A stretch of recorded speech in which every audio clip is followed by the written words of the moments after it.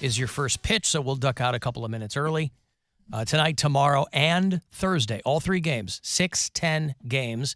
And then the Mariners come to Cleveland, and hopefully the Guardians will have better luck here on home turf as we get pretty close to the end of the regular season. But 6:10 tonight here on WMMS, your FM home for Cleveland Guardians baseball.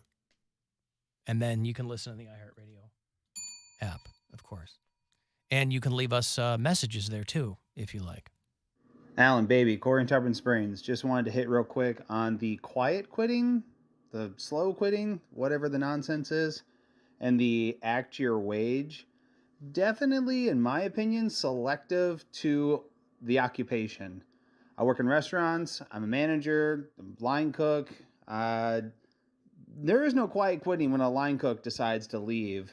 Everybody knows as he storms out the building. Love you guys. Later. Storming out the building. Yep. Yeah. Yeah, if you've ever worked in the service industry, and I think we all have, there's no quiet quitting. You slam your stuff down. You walk. You go, I'm out of here. Knocking over drinks. Yeah. Punching salads. Even if it wasn't you, if you've worked in service, you've seen it happen. Oh, yeah. You know, when I used to work banquets, you'd see people that do that because you're dealing with these huge parties, all kinds of people. You can't make 2 of them happy at the same time. And some people would just walk. I wasn't like a walk guy. That didn't seem to make, the half-baked thing, like, F you, you're cool. But some people, they had enough. There's a comedian named Jeff Tate who's very funny, who has a bit about quitting a service industry job, a waiting tables job midway through the shift, where he still went to every table in his section and took their orders, but never put them in, and just walked out so that the managers would have. See, that's next level petty. Oh yeah, because he was so mad at his managers. He's like, "Oh yeah, I'm gonna let these people think that their food is coming." Never put it in, just left and never came back. Never told anyone he was quitting. Walked out mid-shift. I'm like, oh, my God. See, dude. I would rather do something a little more subversive than that because everybody knows you did that. That was your station. Yeah. Those were your tables. Right. Everybody knows what you did. I'd rather do something a little slicker. Like what? I don't know what. Nothing's coming. Maybe release cockroaches in the walk-in nothing cooler? like nothing like that. Like you replace. Put a bat in the office? You unscrew the salt. Yeah, that's what I'm talking on about. every table. Every table. Here's what I would do. Poop in the ketchup. Don't poop in the ketchup. Interesting that's where your head went, but I wouldn't poop in the ketchup. Excuse me, waitress, my ketchup tastes like poop. It's a very poopy ketchup. Weird brown. Is Is this this organic? Yeah. Is this homemade or is this Heinz? Yeah. It comes out the watery. Yes, watery. Exactly. Alan Screw Gorbachev, why did you talk about E. Bryant Crutchfield dying? Well, E. Bryant Crutchfield did die. Not the guy who started the audio gear catalog. That's what I was wondering. Not that E. Bryant Crutchfield. This guy is the pride of Dayton, Ohio. And he was an executive with a paper company from Dayton, died in Marietta, Georgia. That's the guy, this is Dustin. That's down in his neck of the woods. E. Bryant Crutchfield was just a lowly paper company executive until he invented the Trapper Keeper. Oh, that guy. That E. Bryant Crutchfield. E. Bryant Crutchfield walked so Lisa Frank could run. Well, I keep seeing people refer to Lisa Frank. What is that? It's from like the 90s. It's the really colorful, big-headed, cartoony Trapper Keepers and folders and stuff. Oh, I don't know that. I know Paul Frank, the monkey cartoons or whatever. No, look up Lisa Frank. It's like little girls and some little boys had them in the 90s. They're just very colorful, very vibrant little kid. So mostly little girls. Mostly little girls, okay, yes. that's why I You wouldn't had know That was that. the one. Like middle school was Lisa Frank. Lisa Frank. Ann Getty's the baby pictures. Yes, I don't and know the what that vegetables. is. Yeah. Yeah. This doesn't look, and again, this is a 90s thing, so Your I was in kids college. weren't, your What kids is it weren't called? old enough Ann yet. Crank? Lisa Frank. Lisa Frank. I saw somebody refer to Lisa Frank or make a Lisa Frank reference on Twitter, I think, and I was like, I don't know who that is. It's just like And I couldn't figure it out by context clues either. No, it's a very specific type of school folder, notebook, binder. I never knew that little these were girls like wanted. a thing. They were huge. I mean, I remember seeing them. I didn't know it was a brand. Oh, and the thing was, if you could get the best type of Lisa Frank that you wanted to get was the one that the black part was fuzzy, almost like velvet, and then the colors you could color in yourself. So you could kind of color in the designs on your own. So you had this like fuzzy velvet Lisa Frank creation that you got to make. I was obsessive about my Trapper Keeper, as you might Oh, suspect. really? Were you? Guess who's had like ripped out folders You and had loose loose papers paper. Yeah. just jammed in it. Yeah. It was all. I bet you didn't even reinforce your loose leaf holes, did you? I didn't know you could do that. With those only little thing- round stickers to reinforce your torn loose leaf holes. What I did that was kind of like that is that all my subjects were color coded. So I had a binder, a notebook, and a book cover. So math was always red, science was always yellow, English was always green, and history or social studies, whatever I had that term, was blue. So I remember we had to make book covers out of grocery bags. ours were like the stretchy ones. And then I would, Yeah, that's a right. different No, we had to generation. make ours, with grocery bags. Then I would cover them in Van Halen and Dokken logos. Ooh, yeah, rock on. Yeah, that was like you doodle on your books, and I was still very much a doodler. I would draw the S. Yeah, the Yeah. Superman S. Everybody No, not did the it. Superman S. Not the Superman, No, but the like that. graffiti looking Yeah, S. yeah, Yeah. like Well, the where did very- that come They're from? very pointy know. S. I don't know. Everybody just did it. My last name was Santora, Yeah. so I had and Which you're is easy, Squire. yeah. I had a phase where the S in Santora was that S. I just came across an article the other day. They were like, the origin of that S that everybody used to draw, and nobody knows why. I was like, oh, I've seen that S. Where did that come from? I don't know the origin of it. I just knew it was fun to draw. I just thought it was an I original drew that in a piece lot of cubes. Cubes or yeah. like Oh, the yeah. pyramids, because it was Yeah. the same thing, cylinders, whenever we learned how to draw 3D figures. And then, yeah, that was about I went but through a everything- phase. You want to hear some? I definitely should have been in therapy things. I went through a phase where I would draw half of a girl's face, and she was all like a close up on a half a face with her hair swooped in her eye, and you could see her eye, but her eye was always crying, one single God. tear. So Well, that I was went also through- like prime emo phase. Yeah, right? it was. Like, I mean, this is like early 2000s, so Yeah. this is the peak of Dashboard Confessional and all those bands. But it was How like were you not pregnant at 13? because I was super religious. So what? I didn't We've have already sex until I was, established like, that didn't have 16 anything or to do with 17. anything. So is the guy on the DL with Poundcake's cokehead friend. No, I was afraid of sex, but I was very sad and very broken. Children have been drawing the pointy S since the dawn of time. Where did it come from?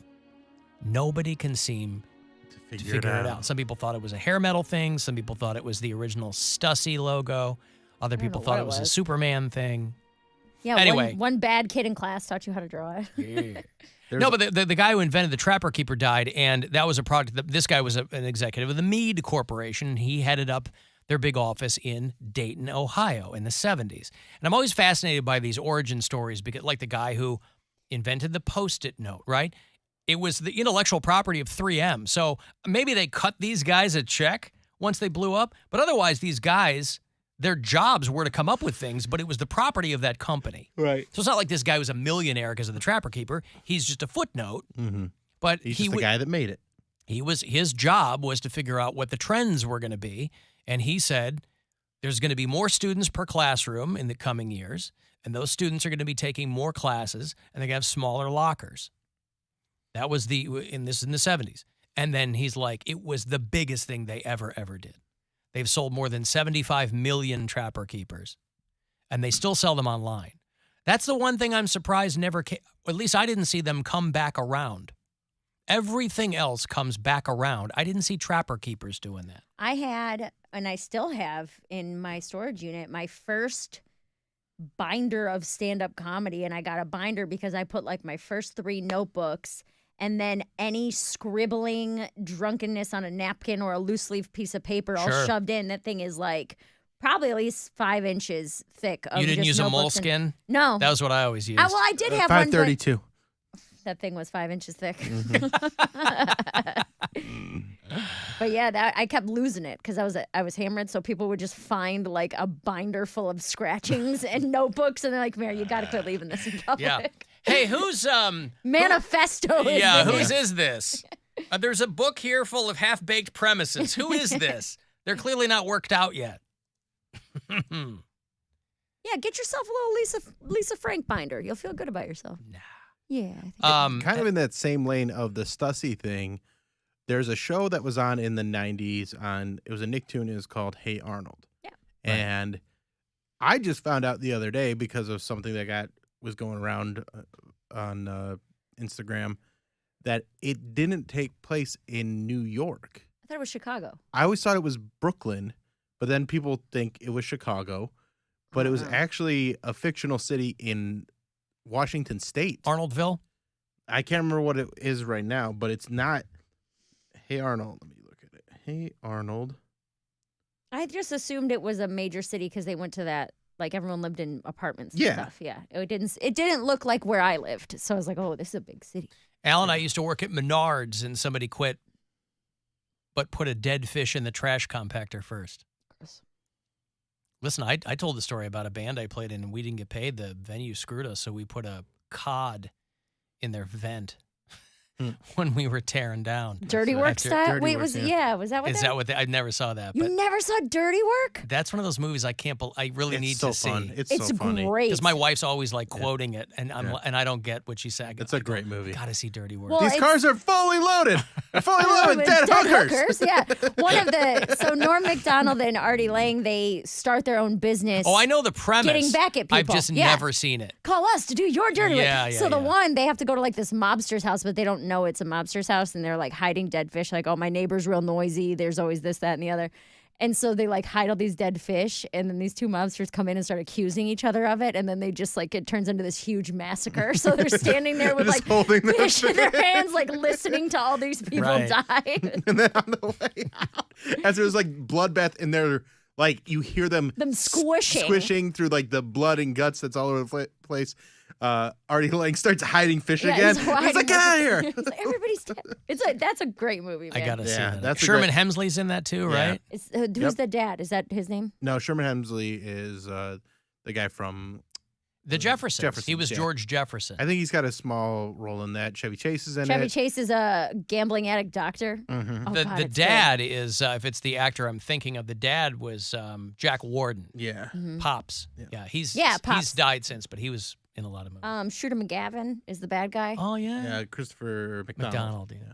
Dude, that guy. I just now saw I him want to in- go home and watch that I just saw movie. him in an episode of Cheers. He was the in other day. Hacks. Yes, he was. Yeah, he's the casino owner in Hacks. Yeah, Hey, what's up? got the Buzzard shirts. Buzzard shirts. Nice. The head of the 21 Pilots. Hey, drunk Sue dishwashers. What's going on? Hey, that's the best way to shut down a restaurant. What is? Let the dishwasher walk out. Now you ain't got no clean glasses. You ain't got no clean plates. Yeah, You know what I mean? They can cook all they want, but they ain't got nothing to put it on. right. Well, you know, our own Bill Exactly. Squire was a dishwasher at Bob Evans back in the Yep, day. that was good too. And Oh, my gosh. I was one at Roadhouse 77, which is long been again closed. But they'd have like 2 dishwashers during the week. And on Friday and Saturday, the busiest days, they'd have me by myself. You know why? why? Because I could keep up. Mm-hmm. Yep. And And also, yeah, so you weren't going to leave them. You weren't going to leave them in the lurch. So you're working those big industrial washers, right? Where you're like burning your hands all the time. yeah. I used to work those when I had to work clean up a bakery. We were scraping the floors and washing all of the giant mixers, and you had to use those industrial washers. And the inside of your forearms was always burned, always red from opening and closing those things. Oh, my God. And all the wasted food, it was crazy. Yes. Well, anyways, I called for 2 things. Yeah. You know, they got this missile thing going up, blah, blah, blah.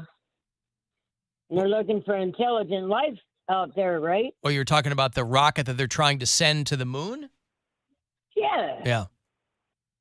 Well, if they're trying to look for intelligent life out there, how come all those little cameras and lasers are always pointing away from the Earth. Well, because they're trying to. Oh, I see. She's doing a bit. I see. I got you because they're looking away from. All right. Thank you, Sue. I appreciate that. I get it now. Hard to follow sometimes, but I did it. Sorry, that typed in wrong. I didn't mean for that. No, I'm just kidding. It's okay.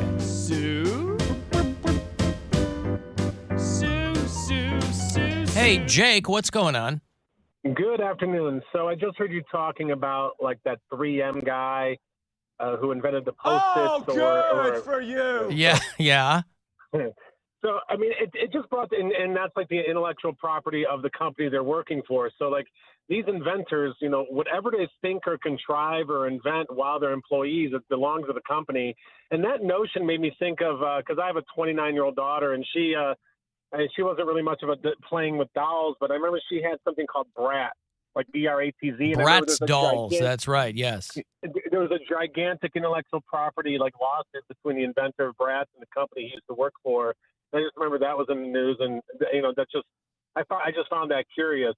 Yeah, I remember it was a dude that worked for Mattel, and they got into a huge legal thing with like another company who was distributing them or selling them or something. I don't know, but yeah, I just feel like, I mean, it's almost like if you're like have an entrepreneurial spirit and you're working for one company and you go off and form your own company, it's almost like the former company can say, hey, that's our idea, that's our property because you were working for us when you came up with it. And it just seems absurd to me. And on a completely separate note, I couldn't draw S's, but when I was in middle school, I was really into Rocky Like a Hurricane, so I spent a lot of time trying to learn how to draw the Scorpions logo. Oh, I was yeah. very proud of myself for that. With those big, with those big platform shoe-looking letters. Right, exactly. Yeah. So I just wanted to throw that in. And plus, drawing the animal itself was kind of difficult. And I turned it in as an art project, got a B-, and was pleased with myself. Look at this guy. This is all in German class, probably. All right, well.